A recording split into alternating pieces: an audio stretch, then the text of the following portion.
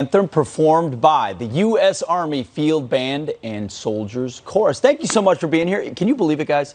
It's January 31st, year of our Lord 2021. January? July. I was like, whoa. I think he needs a little more coffee. By the way, if you thought It's going to be 4 hours, everybody. Stick around. By the way, if you thought that Manly Pete drinks black coffee, I'm telling you, it's very frothy and latte.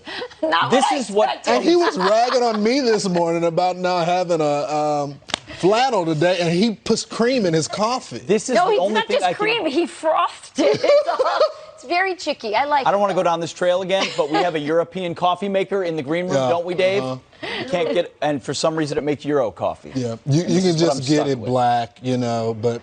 We'll let him make it. And Euro. Not normally words you see together, but we'll go with it today. I try to avoid that. Right. Rachel, great to see you. Good Lawrence, morning. awesome to have you. Today. Thanks, Who knew you were working on January 31st? That's right. Thank you, my dear. He is looking sharp, always looking sharp. sharp. Rachel wants me to get a soup brand. I'm working on it. Anyone should own a soup brand. It's him. LJ on lockdown. All right, we got it. Now, you will be forgiven as we move into news here if you're a little confused and demoralized when it comes to COVID-19 and mandates and lockdowns and masks. What's coming, what isn't? Will your school have masks, require them or not? A lot of confusion out there. And a lot of it's led by the CDC and mixed messaging. Well, if you watched our channel yesterday in the 6 o'clock hour on Special Report, Dr. Rochelle Walensky, the CDC director, had more comments about the possibility of a nationwide vaccine mandate. Take a listen.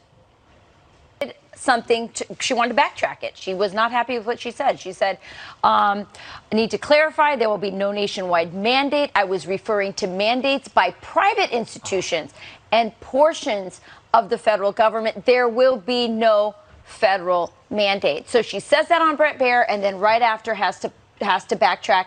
I don't know about you, Pete, but, we have kids. You have teenagers, especially. You've heard them lying. And one of the signs that they're lying is that they can't get their story straight. So it feels to me, and I don't know how you guys feel, but it feels to me like there's one level of conversation happening behind doors at very high levels, and there's another story they're telling the public.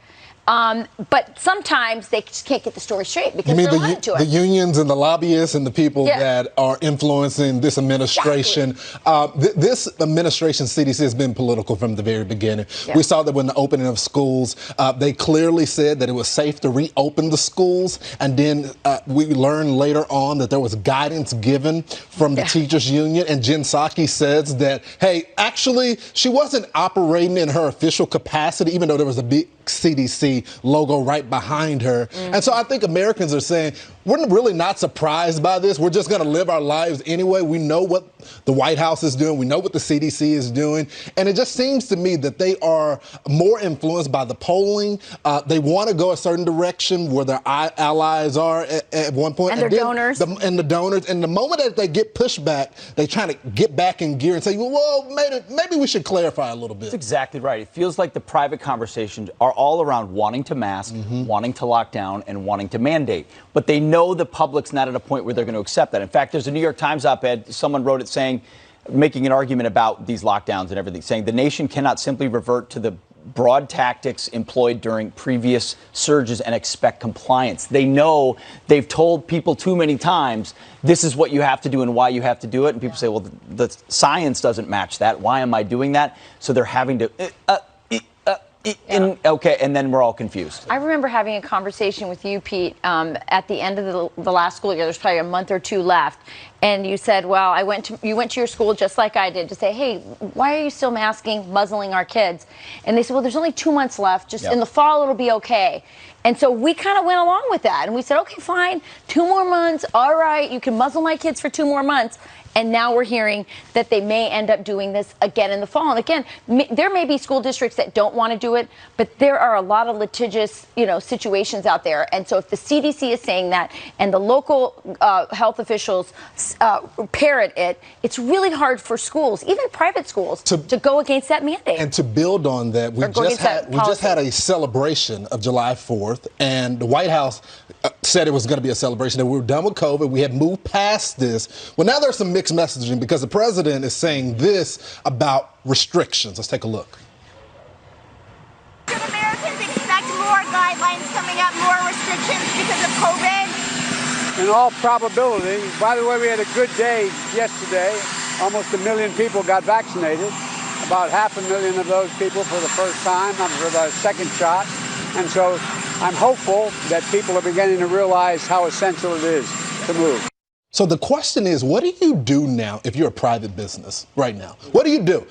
Do you start preparing? Do you already start to prepare to lay people off, to cut wages at this point? Because it is almost very clear now that these liberal cities are going to put these lockdown measures back in place or restrictions. It feels like big tech, you know, when they stood at the podium and said, we're not going to censor. We're just going to give a list of things to private businesses to censor, like Facebook and Twitter. And in this case, they're saying, well, the federal government can't mandate it, but we're going to put tons of pressures on businesses to lock down or to do mask mandates or COVID requirements. It's coming. And schools are the scary one. And I'm at a point where I said, I'm just not going to take part in it. I'm not going to put my kids in school if they require masks. I'm going to homeschool or find another school, and it's really stressful to think about because the options aren't there. But it's not. I'm not going to businesses that require a mask. I'm just not doing it. Maybe I'll send my kids over to your house for homeschooling. Maybe we'll have a co-op together. Possibly.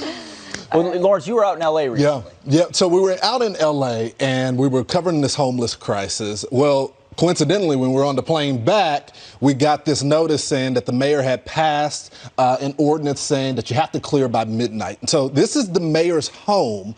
It was essentially vandalized by protesters that were upset about this taking place on Venice Beach, right? And this is a statement from the mayor's office. He says homelessness is an emotional issue for many Angelenos, and I am as passionate as anyone about ending the crisis on our streets. I deeply respect the rights we all have to make our voices heard, but vandalism doesn't bring our unhoused neighbors indoors, and we have to stay focused on saving lives. Now, it's just very weird that after we on Fox specifically aired this story, and he's been very resistant. He's been against the sheriff when he's trying to enforce laws that are already on the books, that all of a sudden, when there's public backlash and media coverage, because the mainstream media hasn't been covering this story, the moment that the media starts to cover this story, that he passes this ordinance. Absolutely. You shine the spotlight on it. You went down to the beaches and saw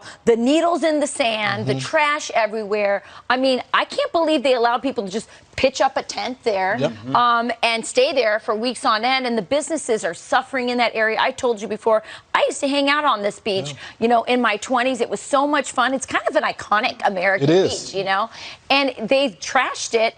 You shine the spotlight on it, but look, there's obviously people resistant to cleaning it up, because if not, why would he have his place vandalized? Yeah, and Lawrence, we mentioned it. You spoke to Sheriff Villanueva, who would be charged with fixing that homeless crisis in Los Angeles. Here's a portion of what he had to say. As we've been going through here, people are saying thank you for cleaning us up, the businesses that have been impacted by this. How does that make you feel? Well, it makes me feel grateful that people are getting the help that they need, but we just don't have enough. I need the resources. If I had the resources of the city of LA, we'd have this entire thing cleaned up in about 90 days. I told my deputies, do not fail to do your job because someone else is not doing their job. We're going to uphold our end of the bargain. We're going to arrest the people that need to be arrested. It's a great message and a difficult one to deliver when you feel like your mayor doesn't have your back. So the mayor took one strong move, likely because of reporting, but does he have the backbone to stand by it? I think, no, he doesn't. And I think it just goes to show you, this sheriff, he's a Democrat as well. All of these are Democrat officials, but he's the only one that has this law and order mentality, and it's because the businesses, the residents are saying, look, we're being stolen from. The beach is out of control. This anarchy in our city is out of control. And he's like, you know, I'll be the guy. I'll be the guy to step up. We got a lot coming up at 7:30. More of that Venice Beach package with the Sheriff Villanueva, salt of the earth guy, and a guy with a clear message. Yeah, it'll be interesting. Stay with us if you want to see more on this really great reporting that you did, Lawrence. Thank you. All right, we're going to turn now to your headlines. Deputy at the beach. As violent crime plagues his city, the Democrat wearing a bright orange bucket hat. I have a kid that has one just like that. He was also wearing some New Balance shoes and some socks to play beach volleyball. De Blasio taking heat earlier this week after showing off some less than impressive basketball skills in the Bronx. He failed to sink most of his shots while promising to do a better job sinking crime. Holy cow. He didn't just miss. His form is absolutely awful. I mean, to be that tall and not be able to even hit the rim. I mean, it's just embarrassing. What a waste of height. And who plays sand volleyball in socks and shoes? He's like a caricature of himself in that bucket hat. That's our mayor. Well, it's not my mayor. Right, I'm the only one locked down. All right, well, thanks for joining us here on January 31st, 2021. That's what I said at the top of the hour. That's the day it's going to stay. Yeah. All right. I like summer better, but all right. All right, another example of rules for thee, but not for me. Speaker Pelosi violating her own House rules by taking off her mask during a photo op. How dare she? Arizona Congressman Andy Biggs reacts to the mask. I think we should include in the reconciliation bill the immigration proposal. I do believe that immigration should be in the reconciliation, some piece of that. Oh, boy. Speaker Pelosi and President Biden pushing to include immigration in the $3.5 trillion budget plan that Democrats hope to pass without Senate Republican support as crisis looms on our southern border. Is this the right approach to immigration reform? Republican Arizona Congressman Andy Biggs is here to react. Never let a crisis go to waste. We got the border that is completely open, Congressman, and they want to talk about immigration reform. Shouldn't that be after they secure the border? Yeah, Lawrence, that's exactly right.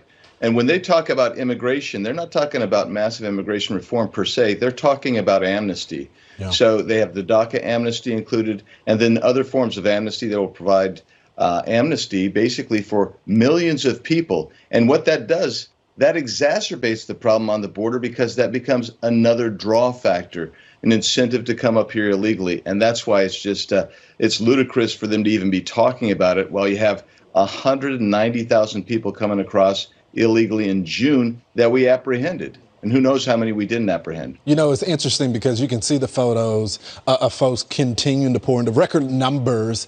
And then you see the polling as well. He's getting killed on law and order, but he's also getting killed on immigration. So what do you think the incentive is to not buckle down on the border? Well, I think he's playing to a couple of areas. Number one, his base. When he ran for president, all of the Democrats who ran said they wanted an open border. So this is what an open border looks like. The second thing is, by throwing amnesty in there, they really believe that they're going to create a new demographic of Democrat voters. And that's really what this is about. Those two things right there, appease your base and put in new Democrat voters. And why do they need to do that? Because the rest of their policies are so terrible, and Americans are starting to realize that. So, Congressman, I want to shift to this. You guys have been told on the House floor that you guys got to have masks, even though many of you guys have been vaccinated. But I want to get your reaction to this. This is Congresswoman Speaker Pelosi, obviously, on Capitol Hill, taking off her mask. Let's take a look. Can we take off our mask just for the photo? Would that be allowed? Yes. Yes, ma'am. Love that. Thank you. We have both.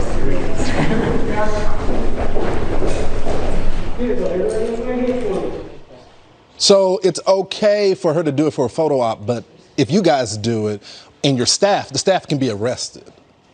Yeah, that's right. I mean, Nancy Pelosi loves power and control over everybody else. But she, you know, this goes back to the hairdresser type thing where she got her hair cut and permed or whatever while she wasn't allowed to do it. She thinks that she can be, because she's an elitist, that she is above whatever rules she sets for anybody else. And so it wasn't, Lawrence, it wasn't even just that photo op. She had actually had another event earlier that day where she had took her mask off, and basically she doesn't think she has to comply with this. And if she's threatening to throw my staff into jail if they don't comply to her whims, then maybe she should start getting some fines as well. Or maybe she just doesn't believe what's coming out of her mouth. Maybe she doesn't believe the science that she keeps touting. Congressman, thank you so much for joining the program. Thanks, Lawrence. Yeah, people are so fed up with this. From the city that brought you Meatless Mondays, Berkeley, California will now begin serving vegan meals in jail and senior centers. The city's new plant-based push coming up. Quick headlines. Quitter Simone Biles withdrawing from 2 more events overnight. USA Gymnastics says Biles will no longer compete in the vault and uneven bars events after consultation with medical staff. She's now withdrawn from 4 events. It's still possible she will compete in the floor exercise and balance beam final. And swimmer Katie Ledecky winning the 800-meter freestyle for the 3rd time. She has won 7 gold medals. Meanwhile, Caleb Dressel breaking his own world record in the 100-meter butterfly. Dressel winning by 0.2 of a second for his 3rd gold of the games. Team USA tying China in 1st place on the medal count. There you have it. You following the Olympics? I am, sadly. We got to do better. I mean, we just got to do, but I don't know. Well, it helps to compete. That's always good. Yeah. Just to do the events. Yeah. It's a bonus. I mean, I better shot. I actually feel sorry for her. I do. Yeah, no, we should actually talk about that later in the show because I heard a podcast about it that really kind of opened my mind to some other thoughts about it. So anyway, we have another talking point. We're opening your mind to quitting? Don't get me started. No. All right, we should talk about this. We definitely should talk about this. All right. We have another story because from the city who made Meatless Mondays the law in California, now Berkeley is set to serve vegan meals at public events, jails, senior centers, those poor seniors, and other city buildings to cut, quote, half its spending on animal-based products, all in an effort to reduce greenhouse gas emissions. So like when I first heard the story, you guys, I first heard about it with the prisoners. So I thought, that's great. We're going to save money. Inflation's up, meat's expensive. They're going to, punish them with plant-based meals. But that wasn't it at all. The reason was they wanted to cut down on greenhouse emissions. That's exactly right. And plant-based stuff is actually more expensive. Like they spend all this money on, and it's disgusting, by the way. Not to mention, can you imagine as a true Texan would say. I mean, it's just like, can you imagine as a senior, you're preparing for your last days, and they're gonna punish you with plant-based food. No, you should be able to eat whatever you want. You don't have to worry about your weight anymore or any of that stuff. You're on your way out. You can have pie for breakfast. Right. You can eat whatever you want. On your way out. Exactly. I'm done. I'm going to go is plants. You've lived your life. Yeah. Yeah. I mean, listen. I think serving it in jails feels like cruel and unusual punishment. I mean, I'm for the death penalty, and I'm not for this. You're stuck on... Even your last meal, don't they give prisoners like their last meal choice? Yeah. Sir, here's some plantains. Don't worry, they taste like hamburgers. Fried plantains are the most delicious thing in the world. That's a plantain not trying to be a cheeseburger. It's just being a plantain. Right. Yeah, so they're trying to create something. Here's their goal, by the way. So I believe it's a tweet. A council member in Berkeley tweeted this is what their goal is. They want to establish new City of Berkeley goal of 100% plant-based foods. No meat allowed. Decrease animal-based foods 50% by 2024. And they're going to issue a progress report by January 31st, 2022. It is an absolute religious-based obsession with the world ending in 10 years because of emissions and the weather that leads people to say, you can't have a cheeseburger or a steak. I just don't understand who's calling for this. Who's asking for this? Are the people, I mean, especially with the crime going on in that area, like, are they asking for this? It just seems so absurd. Well, there's also, there's also problems that happen because if you're going to go vegan, you really, and I live with the vegan ones, and it wasn't very fun. And I'll tell you that they need a lot of vitamins because, you have to be very conscious of, your hair can fall out if you're not eating the right stuff because there are good things in meat. We're made to eat a little bit of meat. So they're not, anyway. To answer your question, Lawrence, no one's asking. Right. Like there's a few people on Twitter and radical activists, but the people there, they're still going to the Burger King and they're like, where's my Whopper? Right. I guarantee if this happens in prison, we're going to end up having to pay for supplements and vitamins for the prisoners because they're going to start complaining that their energy levels Rachel smells low. a lawsuit. I do. I see a lot of problems with this vegan thing. All right. Well, coming up, beer, something you guys can both agree on, bottled water and ice cream, something I love. Those are just some of the items expected to see a price surge as inflation rises. A look at the impact on your wallet. We are back with a few additional headlines. A Louisiana millionaire pleads guilty to orchestrating a kidnapping plot against his ex-wife. Lawrence Handley admits to hiring 2 men to kidnap the woman following their messy divorce. In August 2017, police say these men threw her into the back of a van. Police were able to stop the van, but the men got out, jumped into a canal. They were swept under the water and died. Handley now faces up to 35 years in prison. That seems to have been a bad life choice. And Joe Biden slaps Cuba with more sanctions as calls grow to help protect its people from the country's communist regime. The president hosting Cuban American leaders at the White House. The sanctions targeting the island nation's police force and several of its top officials for orchestrating and censoring pro-democracy protests. More sanctions are expected. And chalk this one up to only in New York City. A Manhattan restaurant owner attempts to take his outdoor dining game to new heights. Literally, this East Village eatery started building a two-story shack, a dining shed on the sidewalk. New Yorkers taking notice on social media, calling it insane. The city's Department of Transportation now ordering the shed be taken down, saying it's too dangerous. That is the height of COVID insanity indeed. Rachel? All right. Well, sounds innovative. True. All right. Thanks, Pete.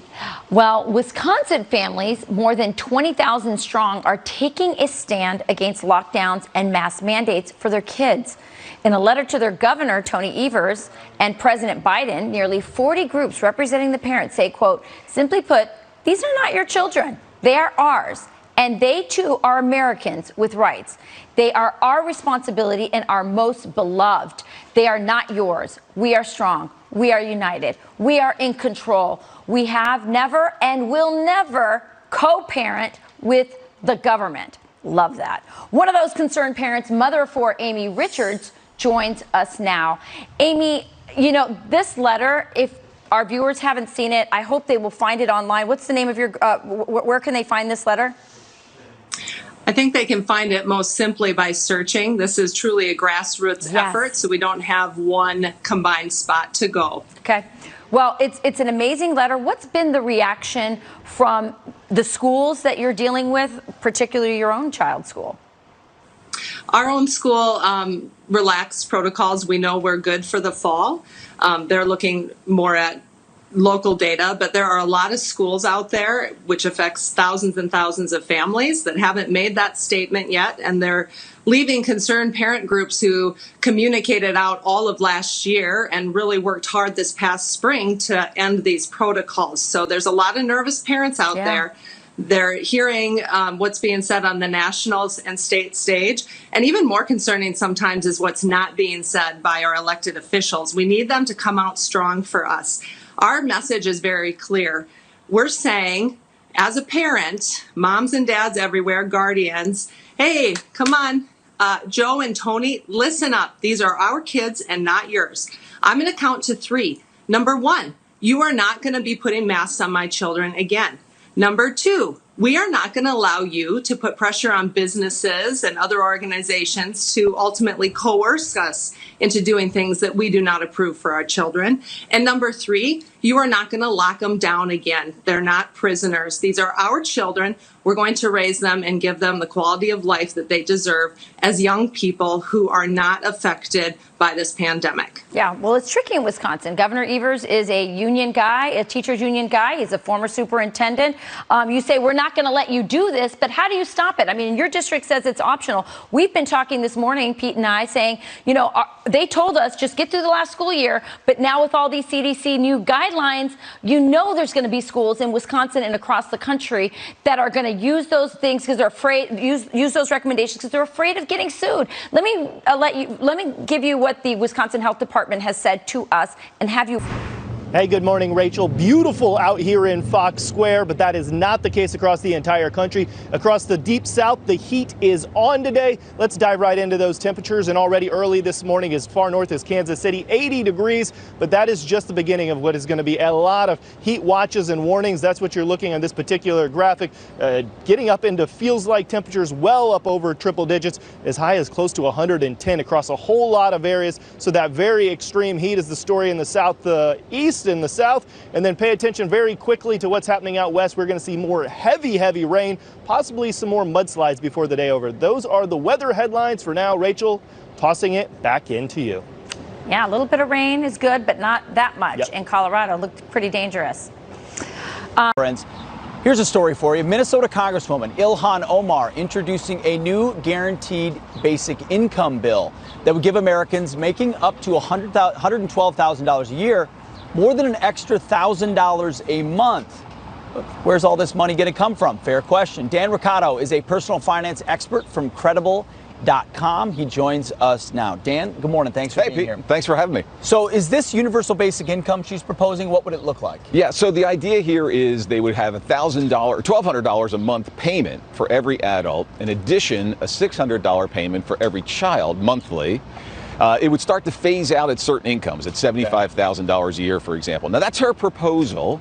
We'll see where it goes, but that's essentially what she's proposed. And you might remember, Pete, in the presidential election, candidate Yang proposed something similar, $1,000 a month for everyone over age 18.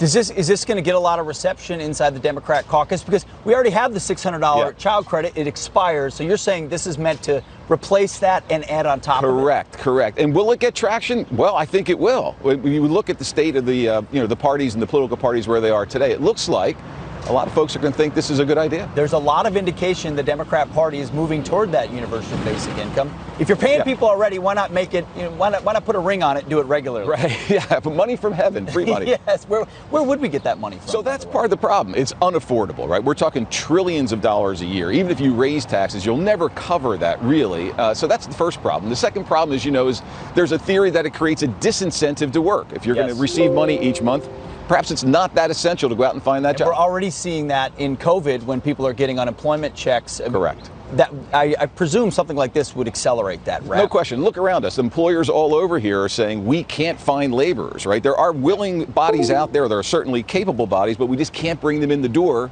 to get them working. So imagine we're paying people outside of a COVID context. Man, that would be incredible. All right, I got to ask you about inflation, though, because from things like basic items, like beer, which is a basic item for me, bottled water, ice cream, take your pick, it's all up. Why is it continuing to go up? Yeah, so this is a real punch in the purse for most of us, right? This is what we feel as middle-class folks.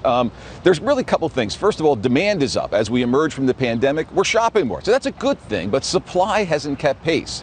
As you know, there's problems with the supply chain. There's difficulty getting stuff to the market for lots of different reasons. And finally, with massive stimulus, incredibly low interest rates. It used to be helicopter money. Now it's C-130 money. We're just plowing money across the country.